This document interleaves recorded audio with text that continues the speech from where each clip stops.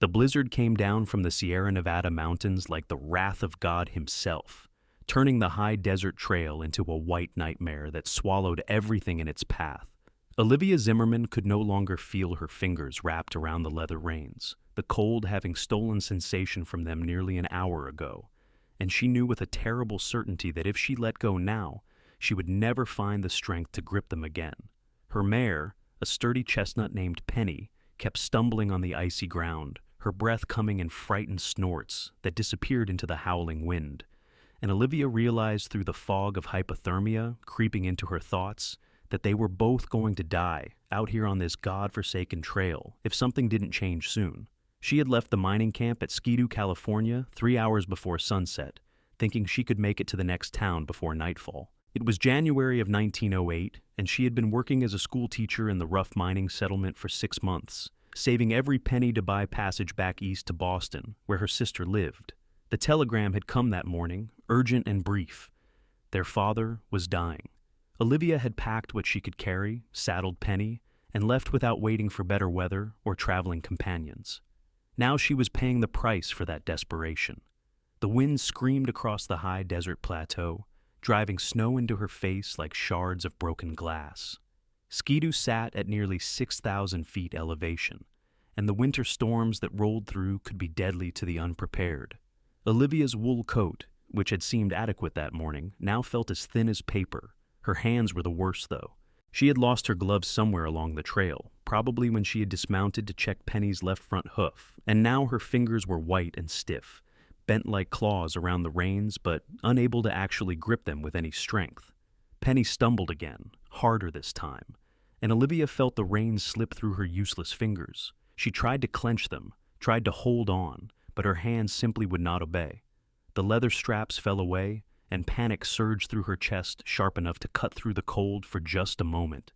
"No," she whispered, but her voice was lost in the wind. Penny, freed from guidance, began to veer off the trail toward a cluster of rocks. The mare was frightened and cold and just wanted shelter, but Olivia knew those rocks could hide a drop-off or a ravine. In this whiteout, they could walk right off a cliff and never see it coming. She tried to reach for the reins again, leaning forward in the saddle, but her arms felt heavy and her balance was off. The world tilted sickeningly, and she realized she was sliding sideways. Her frozen hands scrabbled uselessly at the saddle horn, finding no purchase. And then she was falling. The impact with the frozen ground knocked what little breath she had from her lungs. She lay there in the snow, gasping, watching Penny's dark shape disappear into the white curtain of the storm. This was it then. This was how Olivia Zimmerman would die, at 23 years old, frozen in the California mountains trying to reach her dying father. There was a bitter irony in it that she might have appreciated if she could think clearly enough. She tried to push herself up, but her arms wouldn't support her weight. The cold was inside her now, making everything slow and difficult. She managed to roll onto her side, curling into herself. And that was when she heard it. The sound of hoofbeats, muffled by the snow but unmistakable. Someone else was out in this storm. "Help!" she tried to call, but it came out as barely a whisper. She tried again, forcing air through her frozen throat. "Help me!" The hoofbeats came closer, and then a shape materialized from the snow. A man on horseback, wrapped in a heavy sheepskin coat with a wide-brimmed hat, pulled low against the wind. He saw her immediately and swung down from his saddle with practiced ease, dropping to one knee beside her.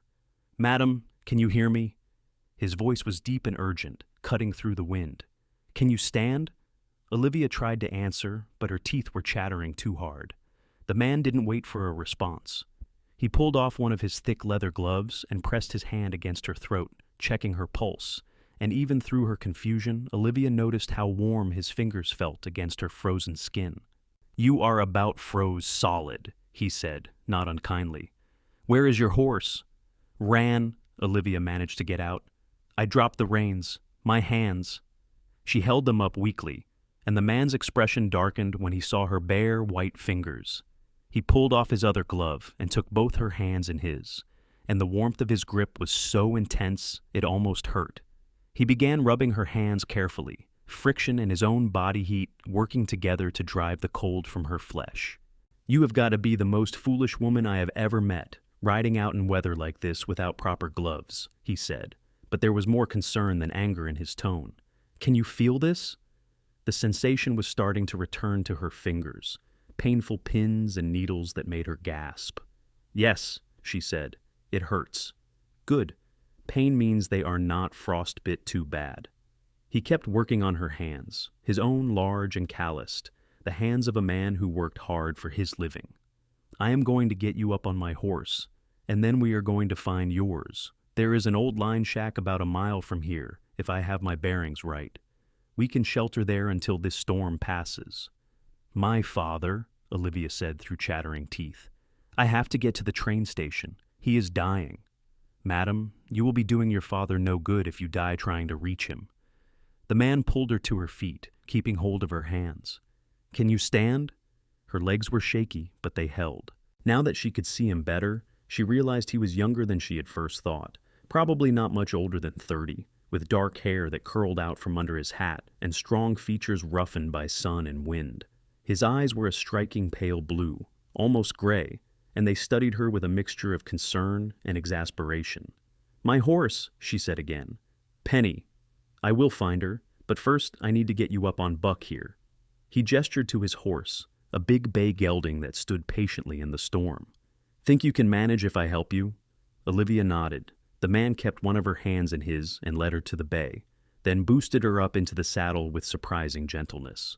Stay put, he ordered, then whistled sharply. His horse stood rock-steady, well-trained and calm. The man moved away into the storm, and Olivia lost sight of him almost immediately. She tucked her hands under her arms, trying to preserve the warmth he had brought back to them, and waited. The minutes stretched out endlessly. She was starting to worry that he had gotten lost himself when she heard his voice calling out, low and steady, the kind of tone you use to calm a frightened animal. Then he emerged from the snow leading Penny by the reins, the mare following reluctantly, but following nonetheless. Relief flooded through Olivia so intensely she felt tears prick at her eyes, though they froze on her lashes almost immediately. The man swung back up into the saddle behind her, his body warm and solid at her back. With one arm around her waist to hold her steady, he gathered his reins in his free hand and kept hold of Penny's reins as well. Hold on to the saddle horn, he told her. I have got your horse. Thank you, Olivia managed. I am Olivia Zimmerman. Ethan Garrett, he said. Now save your breath and stay close to me. We have got some riding to do.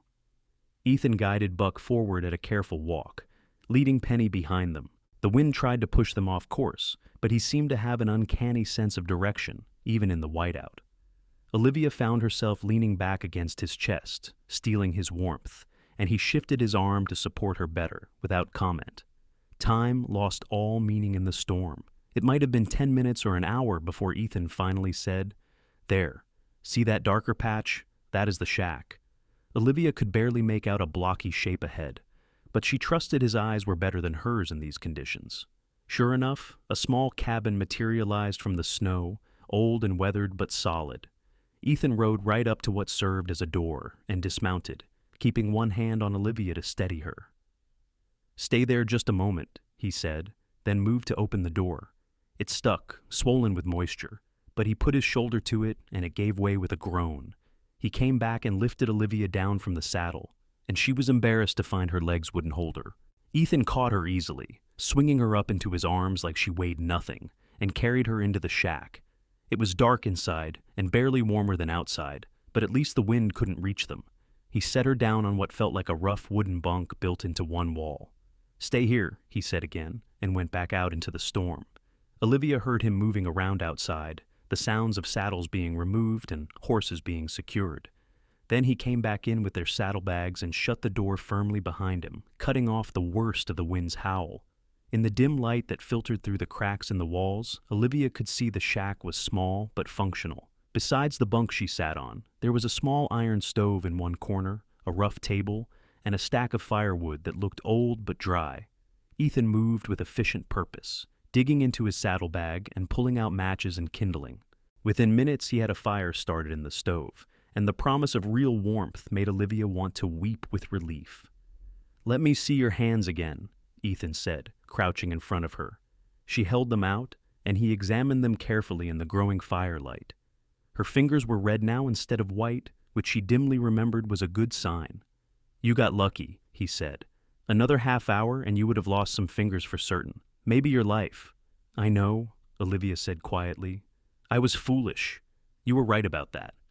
Ethan's expression softened slightly. Tell me about your father. So she did, haltingly at first and then in a rush. She told him about growing up in Boston, about her father's work as a printer, about how he had saved enough to send both his daughters to finishing school, even though they could barely afford it. She told him about coming west to teach because the pay was better, and she had wanted to help her sister care for their aging parents. And she told him about the telegram, about the desperate need to reach him before it was too late. Ethan listened without interrupting, occasionally adding wood to the fire. When she finished, he was quiet for a long moment. The train station in Ridgecrest is a 2-day ride from here in good weather, he said finally. This storm will likely blow itself out by morning, but the trails will be dangerous for at least another day after that. I have to try, Olivia said. I know. He stood and went to his saddlebag again, pulling out strips of dried beef and a small cloth sack. You will try, and I will take you there myself, but not tonight, and not until I am sure you can make the journey without losing your fool fingers to frostbite. You don't have to do that, Olivia protested. I have already taken you far out of your way. Ethan gave her a look that was half amusement, half exasperation.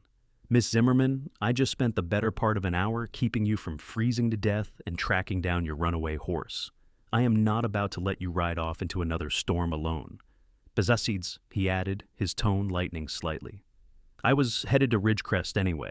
Got business there. He handed her some of the dried beef and what turned out to be hardtack from the sack.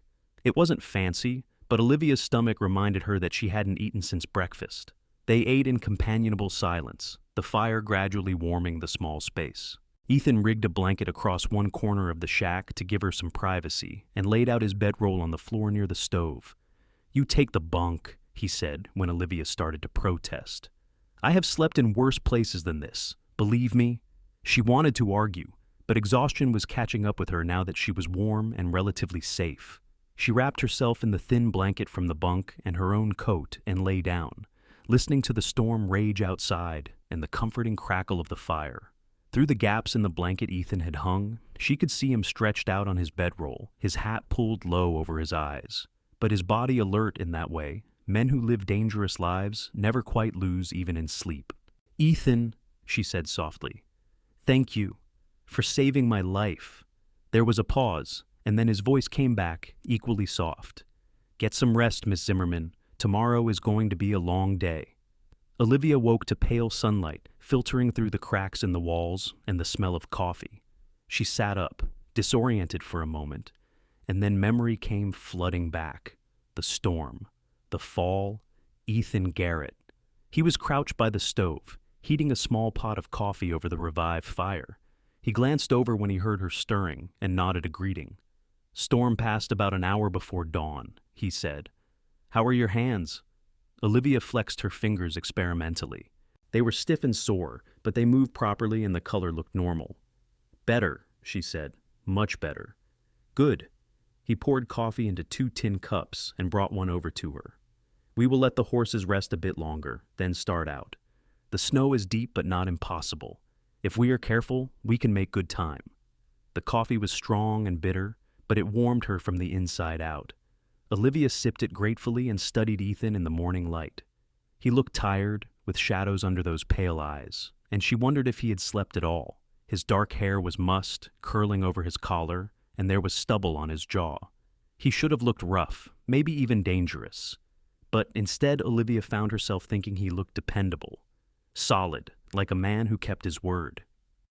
What kind of business do you have in Ridgecrest? She asked, partly to break the silence and partly because she was genuinely curious. Ethan took a long swallow of his coffee before answering. I am looking for my brother, he said. He took off about 6 months ago after a fight we had, and I tracked him as far as Ridgecrest, hoping someone there might know where he went from there. What was the fight about? Our ranch. Ethan's expression turned grim. We inherited it from our father 5 years back, been working it together ever since. But Thomas, that is my brother, he got it in his head that we should sell, take the money and go into some mining venture with a fellow he met in a saloon. I said no. The ranch was our father's legacy, and I was not about to gamble it away on some stranger's wild promise. So he left? Took his half of the cattle earnings and rode out in the middle of the night. Ethan stared into his coffee cup like it might hold answers. Left me a note saying he would prove me wrong, that he would make his fortune and come back to buy me out. That was the last I heard from him. And you have been looking for him ever since? Off and on. The ranch does not run itself, and I have got hands to manage and stock to tend. But every few months when I can get away, I follow what leads I can find. He looked up at her then, and there was something vulnerable in his expression that made her chest ache. He is still my brother, still family. I figure he has got a right to know I am not angry anymore, just worried about him. Olivia understood that kind of loyalty, that bone-deep need to protect the people you loved, even when they made terrible choices. It was the same feeling that had driven her out into the storm to reach her father. I hope you find him, she said quietly.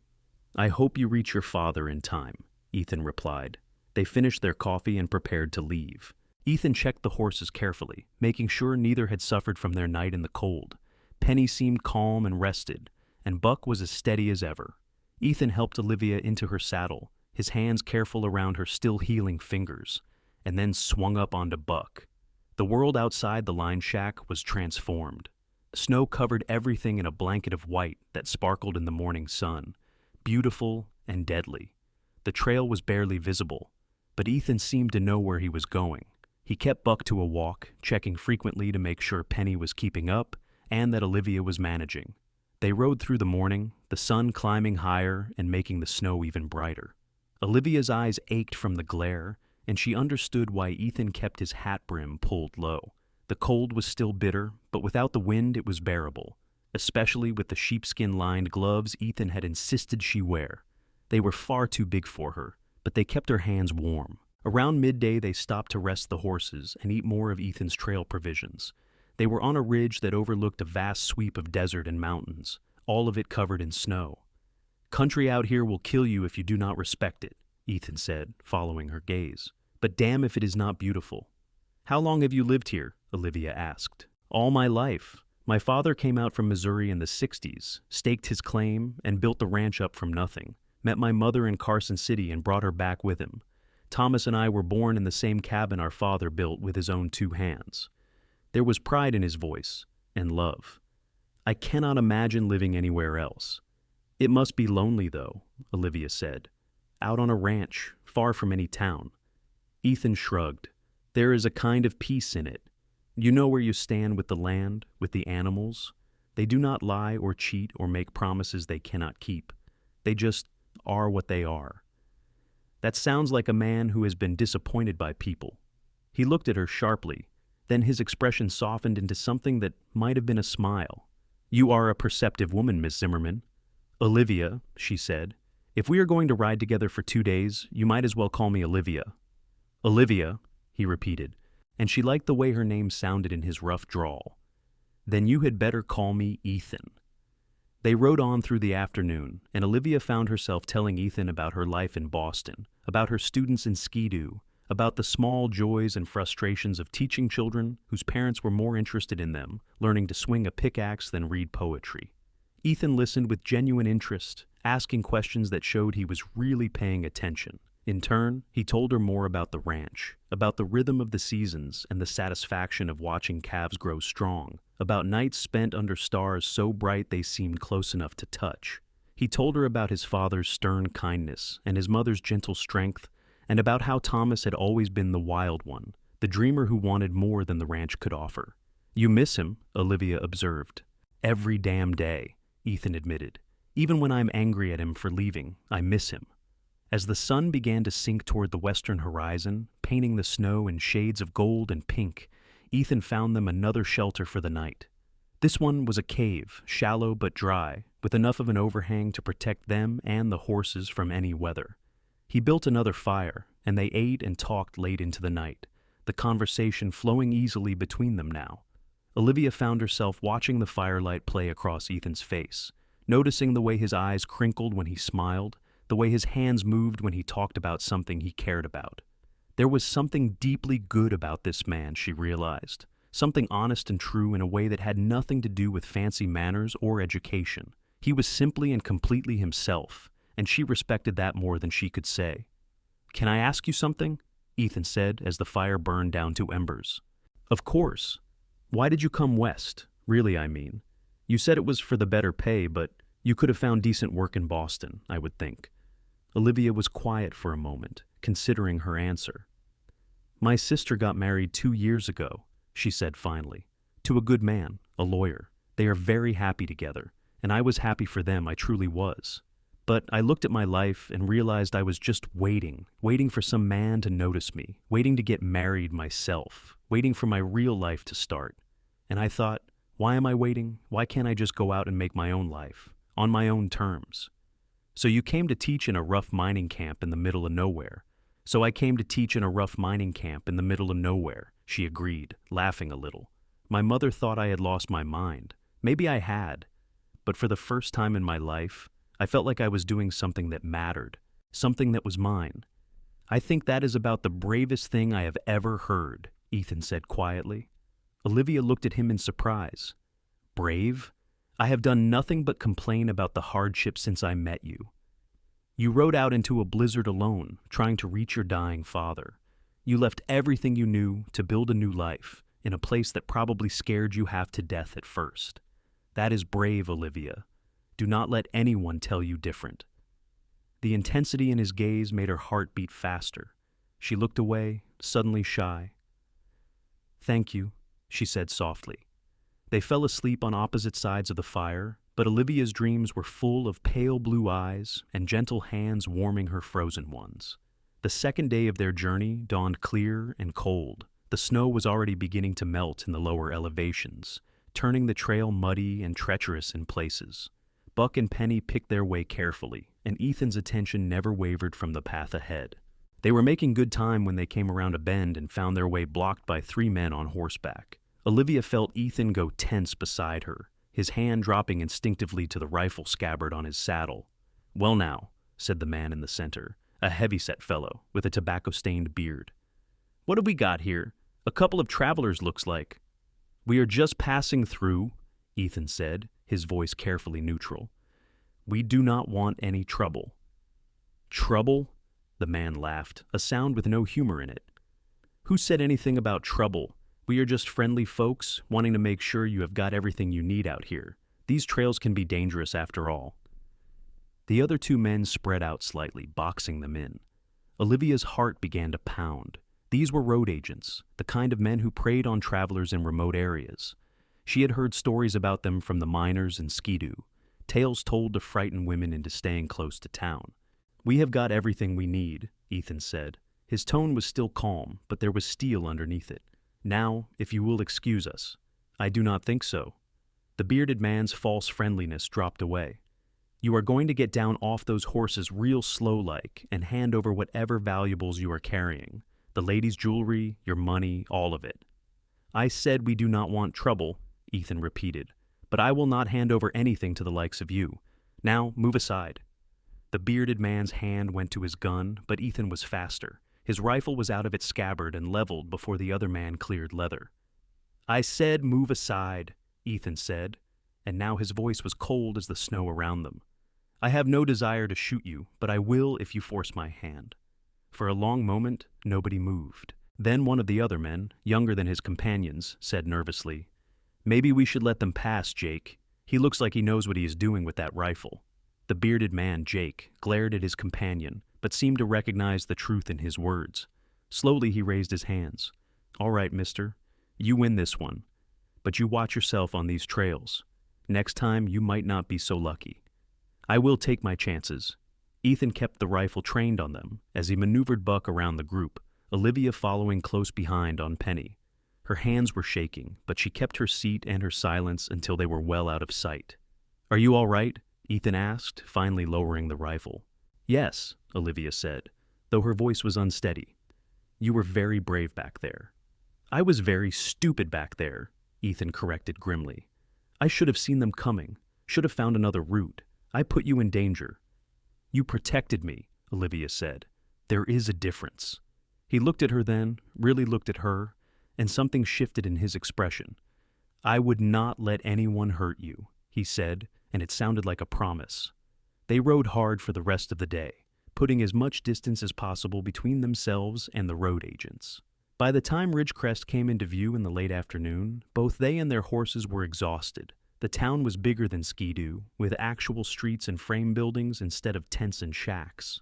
Ethan led them directly to a livery stable, where he arranged for the horses to be fed and rested. Then he turned to Olivia. "The train station is at the other end of town. If we hurry, you might make the evening train." Reality crashed back in. Her father, the telegram, the desperate race she had been running before the storm had interrupted everything. Olivia felt tears prick at her eyes. "I do not know how to thank you," she said, "for everything you have done." "You do not need to thank me," Ethan said. "Just promise me you will take care of those hands and that you will not go riding into any more blizzards without proper gear." "I promise."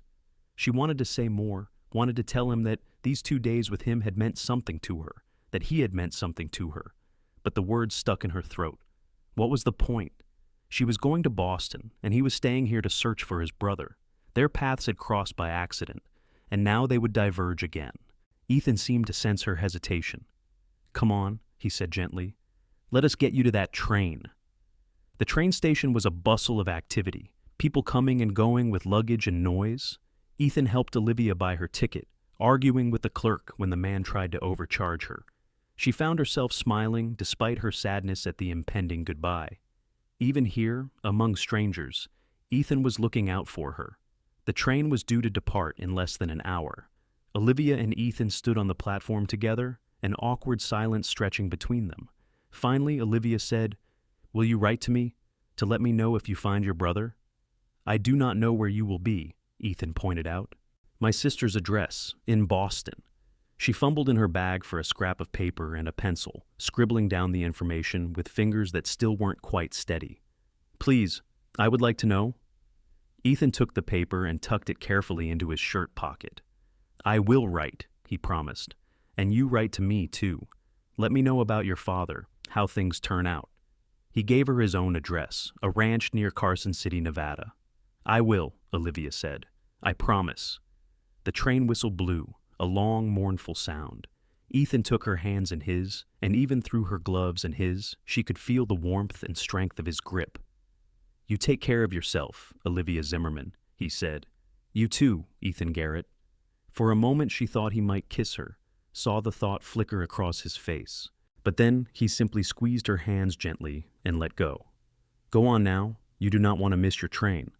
Olivia climbed aboard, found a seat by a window, and watched as Ethan stood on the platform until the train pulled out of the station and he was lost to sight. Only then did she let herself cry, and she wasn't entirely sure if she was crying for her dying father or for the cowboy she was leaving behind. Her father died 3 days after she reached Boston. He held on just long enough to see her one last time, to squeeze her hand weakly and tell her he loved her.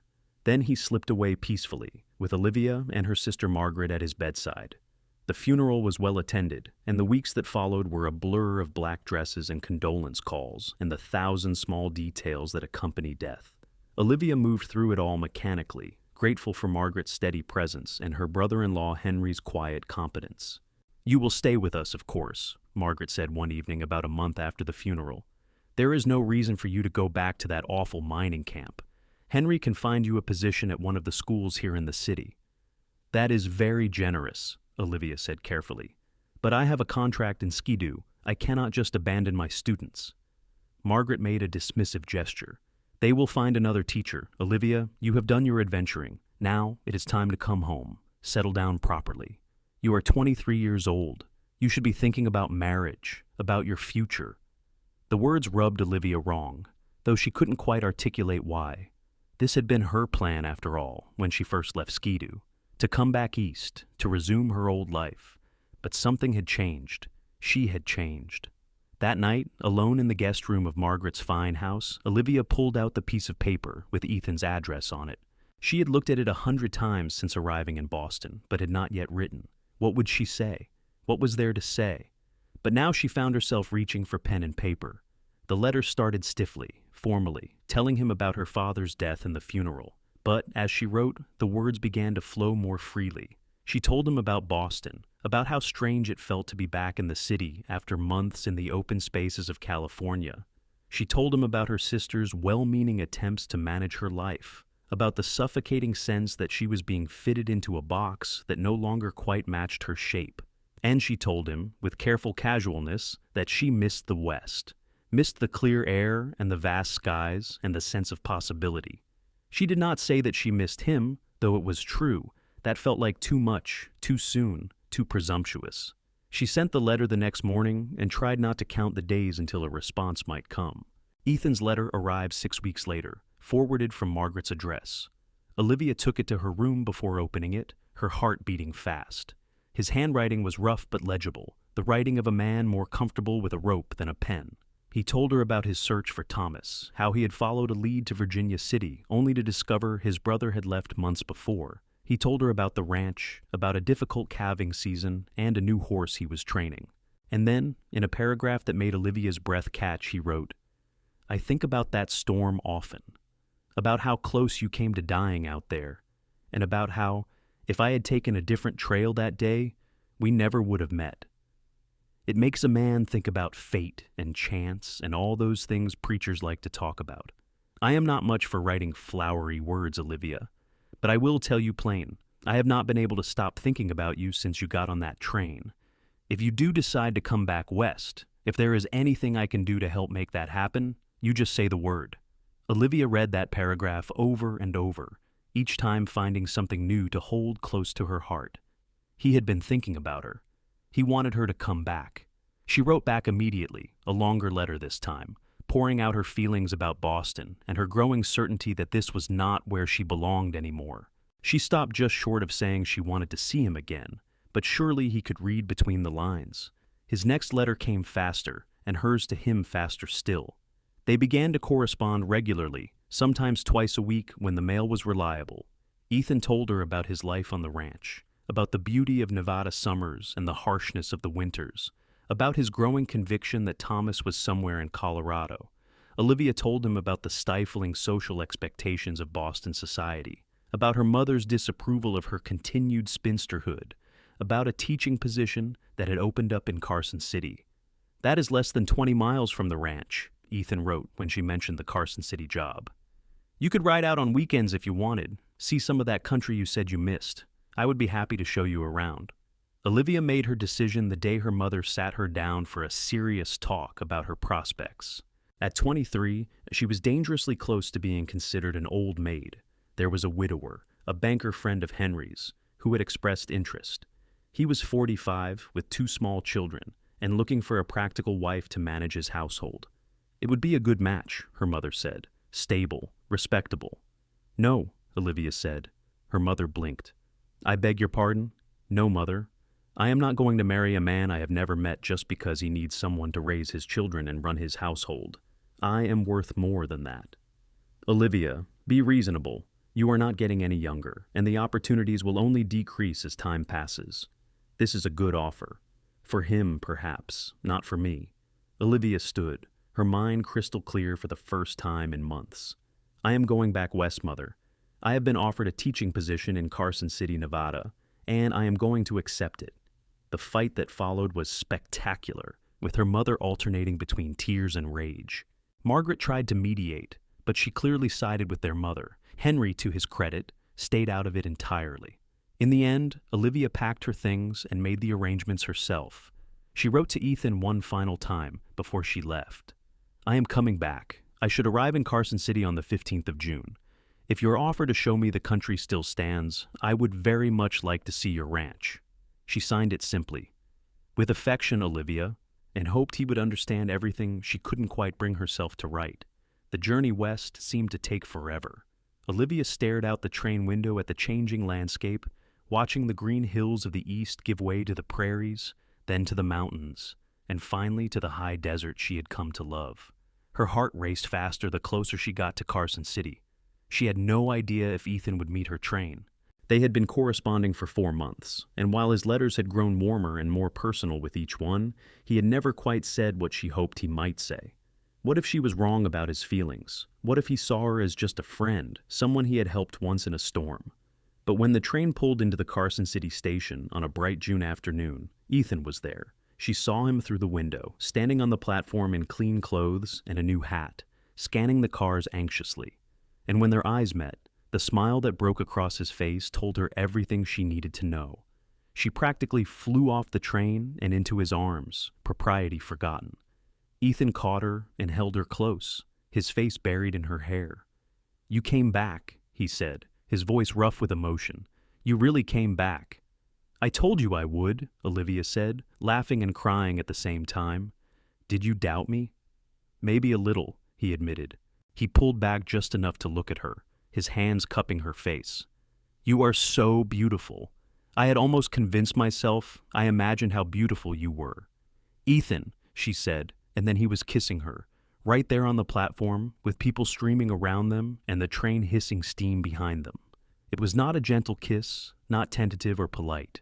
It was fierce and full of all the longing that had built up over months of letters and distance and waiting. When they finally broke apart, both breathless, Ethan rested his forehead against hers. "I have been wanting to do that since the day you left," he confessed. "I have been wanting you to," Olivia said. "Why did we wait so long?" "Because I am a fool," Ethan said. "But if you will have me, I promise not to be such a fool again. Olivia, I know this is fast, and maybe I should court you proper like for a year or two, but I am not a patient man, and I have wasted enough time already. I love you. I think I have loved you since I watched you try to stand on frozen legs and still insist you had to reach your father. Will you marry me?" Olivia's heart felt too big for her chest. "Yes," she said. "Yes, Ethan. I will marry you. I love you too." This time when he kissed her, it was sweet and tender, a promise and a celebration all at once. When they finally pulled apart, they were both grinning like fools. "I should probably meet your ranch before I commit to living there," Olivia said, trying for some semblance of practicality. "That is fair," Ethan agreed. "Though I should warn you, it is not fancy, just a house and some outbuildings and a lot of cattle. Ethan, I have been living in a canvas-walled room in a mining camp for the past year. I think I can handle your ranch." He laughed, the sound full of joy. "Come on then, future Mrs. Garrett, let us go home." The ranch was everything Ethan had described in his letters and more. The house was indeed simple, a sturdy log structure with a wide porch and windows that looked out over rolling hills dotted with cattle. But it was clean and well kept, with a garden plot beside the house and chickens scratching in the yard. It felt like a home, and Olivia could picture their life there with startling clarity. Ethan showed her everything, from the barn where he kept his best horses to the creek that ran along the eastern boundary of his property. They talked as they walked, making plans. They would marry as soon as Olivia could make arrangements, a simple ceremony with just a few friends. She would write to her sister and mother, inviting them to attend, though she doubted they would come. She would take the teaching position in Carson City for the fall term, but resign at the end of the school year to focus on the ranch. "Are you sure about this?" Ethan asked as they sat on the porch watching the sunset, paint the sky in shades of orange and pink. "About giving up teaching, I mean. I know it matters to you." "I can always teach again," Olivia said. "There are children on the neighboring ranches who could use lessons, and maybe in a few years Carson City will be big enough for a proper school. But right now, what I want is to build a life with you, to learn how to run this ranch, to make this house our home. Teaching can wait." Ethan took her hand, his thumb brushing over her knuckles. "I'm going to spend the rest of my life making sure you never regret choosing me," he said quietly. "I could never regret it," Olivia said. "You saved my life, Ethan, in more ways than one." They married 3 weeks later in a small church in Carson City. Margaret did come, to Olivia's surprise, though their mother stayed in Boston. Margaret was stiff and disapproving at first, but Ethan's genuine warmth and obvious devotion to Olivia eventually thawed her. "He is a good man," Margaret admitted privately to Olivia the night before the wedding. "Rough around the edges, certainly, but good, and he clearly loves you very much." "I love him too," Olivia said. "More than I knew it was possible to love someone." The wedding itself was simple but beautiful.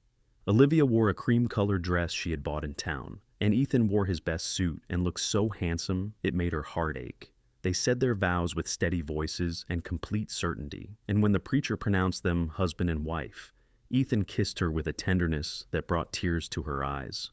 They spent their wedding night at the ranch, and Olivia had never felt so complete, so absolutely certain that she was exactly where she was meant to be. Ethan made love to her with a gentleness she hadn't expected from such a rough man, taking his time, making sure she felt safe and cherished. Afterward, they lay tangled together in the big bed, skin to skin, and talked until the early hours of morning. I used to think the ranch was enough, Ethan confessed as dawn began to lighten the sky. That as long as I had the land and the animals, I would be content. But this past year without you showed me how empty that life really was. You make everything better, Olivia. Everything brighter and more worth doing. You gave me permission to be myself, Olivia said, to want more than the narrow life society had planned for me. You never once suggested I should be anything other than exactly who I am. Because who you are is perfect, Ethan said simply, and kissed her again. The months that followed were busy and hard and happier than Olivia had ever been. She threw herself into learning the rhythms of ranch life, discovering that she had a natural way with the horses, and a surprising aptitude for keeping the account books.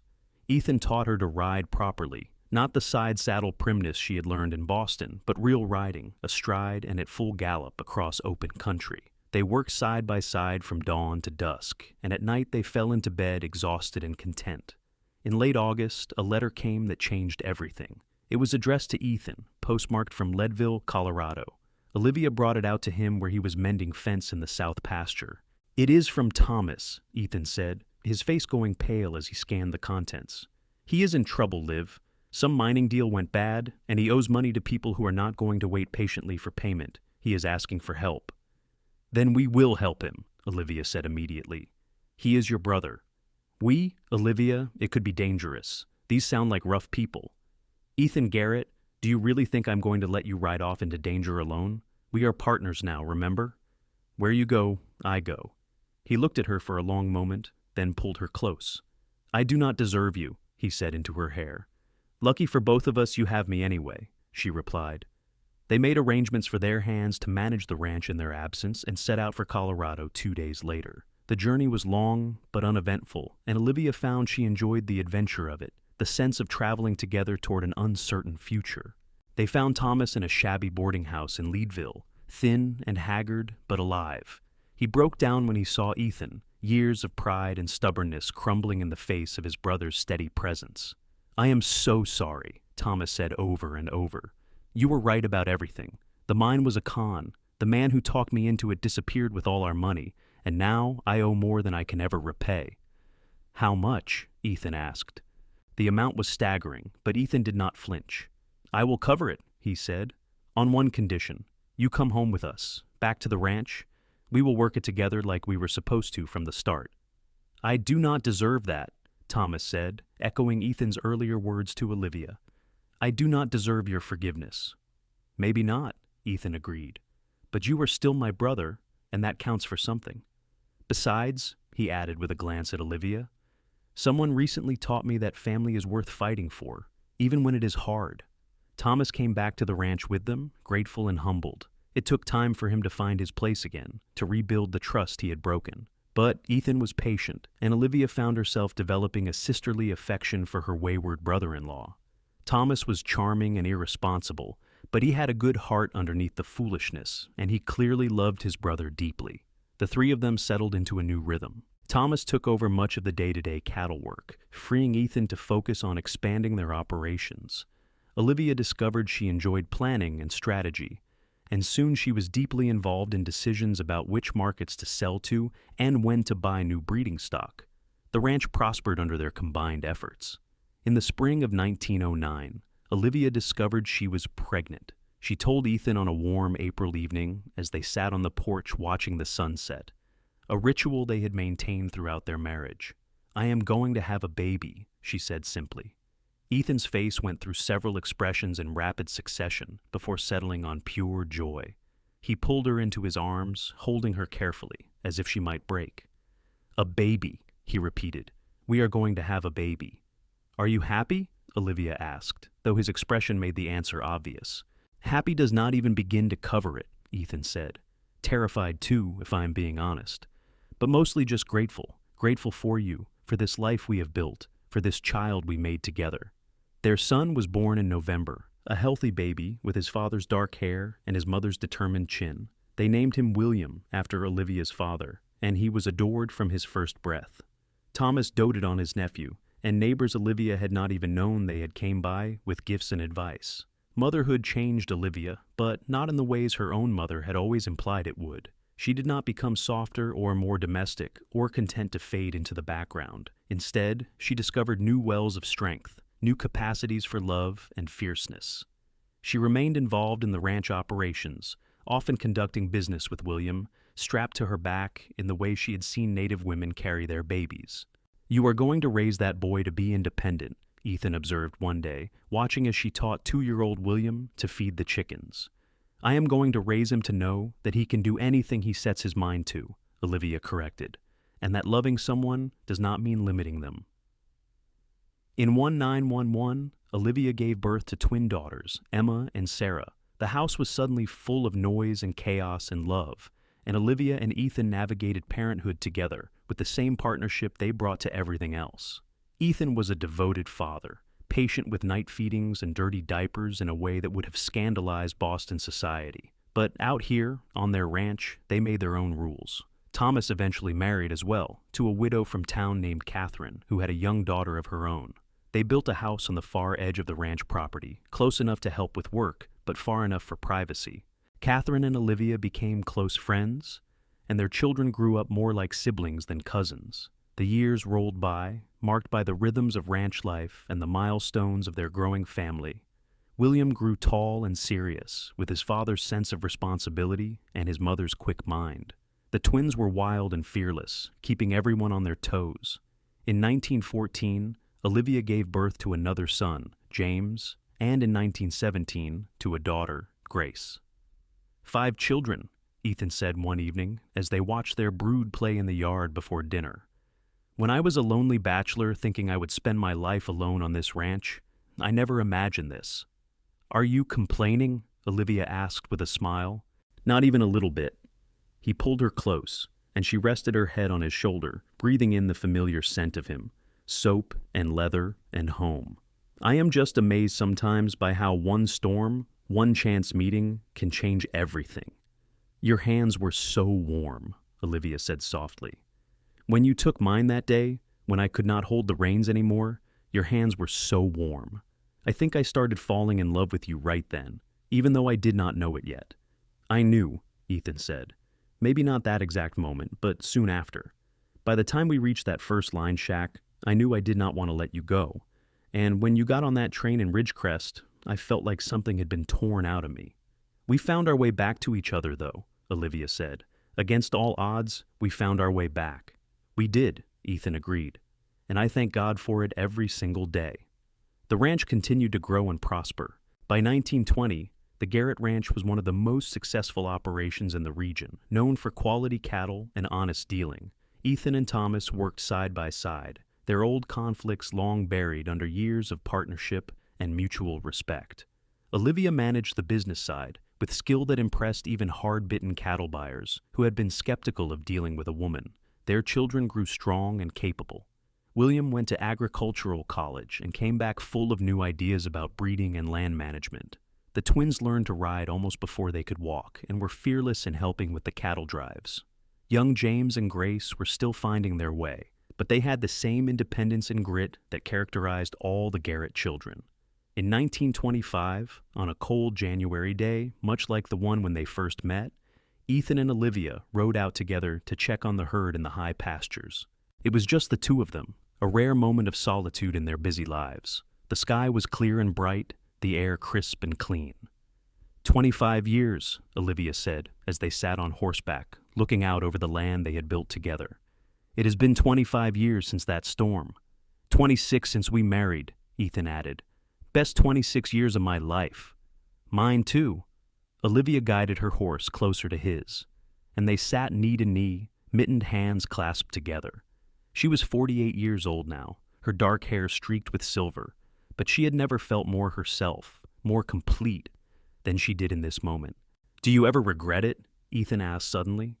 "Giving up teaching, leaving Boston, choosing this life?" "Never," Olivia said immediately. "Not once. This is exactly the life I was meant to live, Ethan. With you, with our children, on this land. I have taught, in my own way, our children, the neighboring children who come for lessons, even some of the ranch hands, and I have had adventures beyond anything I imagined as a girl in Boston. I have been part of building something real and lasting. How could I regret that? I just want to make sure you are happy, Ethan said, that I have given you the life you deserved. Olivia leaned over and kissed him, awkward in the saddle, but tender. You saved my life that day in the storm, she said. But more than that, you showed me how to really live. You gave me freedom and partnership and love beyond measure. I could not be happier, Ethan. I could not imagine a better life than the one we have built together. They sat there for a long time, and two people who had found each other against all odds and built something beautiful from that chance meeting in a blizzard.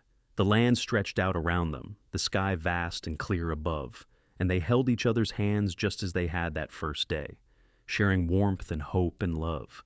Years continued to pass, each one bringing new joys and challenges. The children grew up and started families of their own. William married a teacher from Carson City and brought her to live on the ranch, building a house near the main homestead.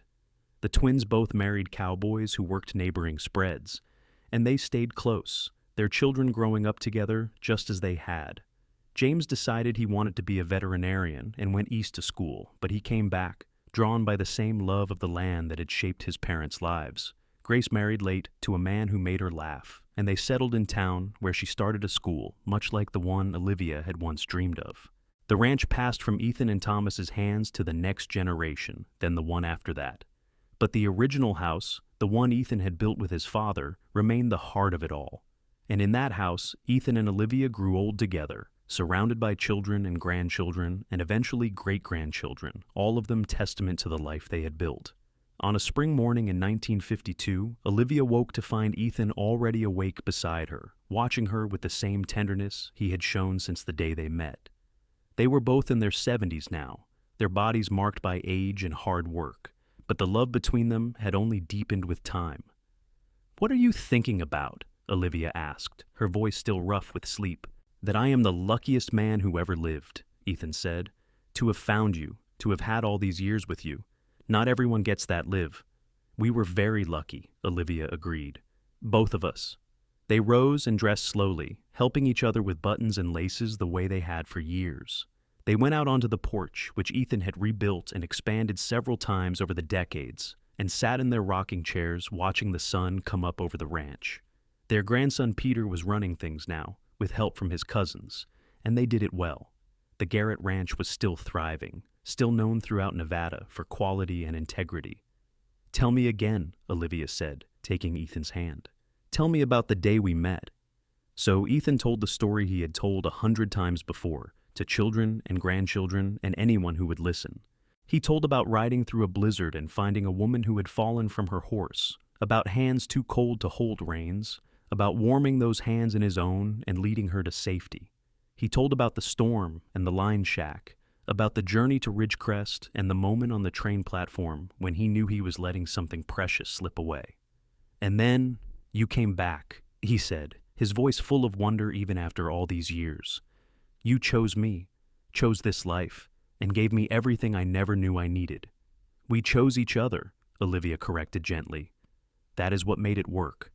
They sat together in the morning sun, hands clasped, hearts full.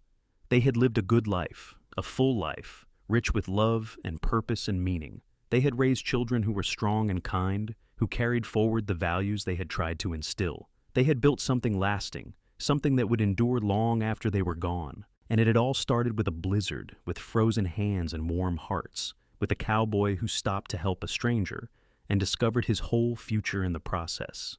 Ethan Garrett died peacefully in his sleep in the winter of 1954 at the age of 76. Olivia held his hand as he slipped away, and her last words to him were the same words she had said on their wedding day: "I love you, forever and always." Olivia lived another 5 years, surrounded by family, still sharp and engaged with the world around her. She taught her great-grandchildren to read, just as she had once taught their parents and grandparents. She told stories about the old days, about a mining camp called Skidoo, and a blizzard that changed everything. And she never stopped missing Ethan, never stopped feeling his presence in the house they had made together. in the land they had worked side by side. When Olivia died in the spring of 1959, at the age of 82, she was buried next to Ethan on a hill overlooking the ranch. The stone was simple, bearing both their names and the words, "Two hearts, one life, forever entwined." Their descendants gathered for the funeral, dozens of them, all there because a cowboy had once stopped in a blizzard to help a woman who could not hold her reins. All there because of a love that had endured through hardship and joy, through decades and generations, through everything life had thrown at them. The ranch continued on, as Ethan and Olivia had always intended. New generations made their homes there, raised their children there, tended the land with the same care and respect their ancestors had shown. The original house was preserved, becoming a gathering place for family celebrations, a physical reminder of where it all began. And on cold winter nights, when the wind howled down from the mountains and snow covered the land in white, the family would gather by the fire and tell the story of Olivia Zimmerman and Ethan Garrett, of hands too cold for reins and a cowboy who warmed them, of a love that started in a storm and lasted a lifetime. They told it to their children, who told it to theirs, keeping alive the memory of two people who had found each other against all odds and built something beautiful from that chance meeting. It was a story about survival and courage, about choosing love over safety, about partnership and respect and the kind of devotion that weathers all storms. It was a story about the West in its wildest days, about hard work and harder choices, about carving a life from unforgiving land through sheer determination and love. But most of all, it was a love story, the kind that rarely happens but that everyone hopes for, the kind that changes everything, that makes you believe in fate and destiny, and the idea that somewhere out there is someone meant just for you. The kind that starts with frozen hands and warm hearts and grows into something that lasts forever. And in the end, that was what mattered most. Not the ranch or the cattle or the land, though those were important. What mattered was that Ethan and Olivia had found each other, had loved each other completely and without reservation, and had built a life together that became a legacy. A legacy not just of property or prosperity, but of love itself. Their story became legend in Nevada, passed down through generations, embellished and romanticized, but always fundamentally true. Couples who were struggling would invoke their names, reminding each other that love could overcome anything if you were willing to fight for it. Young people dreaming of their futures would hear the tale and believe that such love was possible, that somewhere their own Ethan or Olivia was waiting. The Garrett Ranch stood as monument to that love. Every fence post and water tank and carefully tended pasture, a testament to what two people could build together. The house, preserved and maintained through the years, became a place of pilgrimage for romantics, though the family kept it private, understanding that some sacred spaces needed protection. In the town of Carson City, now grown from a rough frontier settlement to a proper city, there was a school named for Olivia Zimmerman Garrett. Her portrait hung in the main hall, showing a woman with intelligent eyes and a slight smile, her dark hair pulled back simply, her hands folded in her lap. Those hands that had once been too frozen to hold reins, that had learned to rope cattle and handle ledgers and soothe crying babies, that had held her husband's hand through 50 years of marriage. Students passed that portrait every day, most not knowing the full story, but the teachers made sure to tell it at least once a year, making sure the legend lived on. The blizzard of January 1908 went down in local history as one of the worst storms to hit the Sierra Nevada region in decades. Several people died in that storm, caught unprepared by its ferocity. That Olivia survived at all was remarkable. That she found love in the process seemed like something from a storybook. But it had been real, every moment of it. As real as the land and the sky and the enduring power of human connection. In the family archives, carefully preserved, were the letters Olivia and Ethan had written to each other during those months she was in Boston. Future generations read them with wonder, marveling at the depth of feeling, the longing and hope and eventual joy that poured from those pages. They read Ethan's careful, rough handwriting, describing the ranch and his search for his brother, and his growing love for a woman he had known for only 2 days. They read Olivia's more fluid script, her descriptions of Boston society, and her increasing certainty that her future lay elsewhere, with a cowboy she could not forget. Those letters told a story of two people finding each other, not just physically, but emotionally and spiritually. They showed the building of a partnership based on mutual respect and genuine affection, on shared values and complementary strengths. They revealed the foundation that would support 50 years of marriage and countless challenges. The ranch prospered through wars and depressions, through droughts and market collapses, through all the upheavals of the 20th century. The Garrett family attributed this resilience to the strong foundation Ethan and Olivia had laid, to the values they had instilled in their children and their children's children: hard work, integrity, family loyalty, respect for the land, and above all, love. These were the pillars they built on, and they proved unshakable. When the 21st century dawned, the Garrett Ranch was still operating, still in family hands, now run by Ethan and Olivia's great-great-grandchildren. The main house had been updated carefully, with modern conveniences added, while preserving its essential character. The barn Ethan built with his father was still standing, reinforced and maintained, but fundamentally unchanged. The land itself, thousands of acres of high desert and mountain pasture, was still worked by people who bore the Garrett name and carried the Garrett legacy. And every January, on the anniversary of that fateful blizzard, the family gathered at the ranch. They came from all over the country, descendants of William and the twins, of James and Grace, of Thomas and Catherine. They came to remember and honor the love story that had started it all, to reconnect with each other and with the land that had shaped them. They stood on the hill where Ethan and Olivia were buried and told the story once more, making sure the youngest children heard it, making sure it would not be forgotten. The story of her hands too cold for reins, of a cowboy who warmed them in his own and led her horse to safety. The story of a love that began in a storm and lasted through fair weather and foul, through joy and sorrow, through everything life could throw at it. The story of Ethan and Olivia Garrett, who proved that sometimes the most important thing you can do is reach out to help a stranger, because you never know when that stranger might become your whole world. It was a story worth telling, worth preserving, worth passing down through generations. Because in the end, we all need to believe that love like that is possible. We all need to believe that somewhere out there, in the midst of life's storms, someone might reach out their warm hand to take our cold one and lead us to safety. And maybe, just maybe, that person will become our partner, our love, our home. Ethan and Olivia found that in each other on a frozen trail in the Sierra Nevada mountains in January of 1908. And their love, like the land they worked together, endured. It became something larger than either of them individually. Something that touched everyone who heard their story and gave hope to everyone who dreamed of finding that kind of love themselves.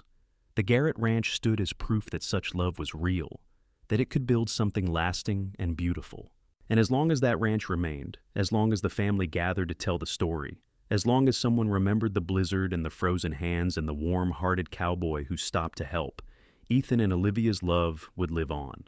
It was a legacy beyond measure, beyond price, beyond anything that could be quantified or valued in ordinary terms.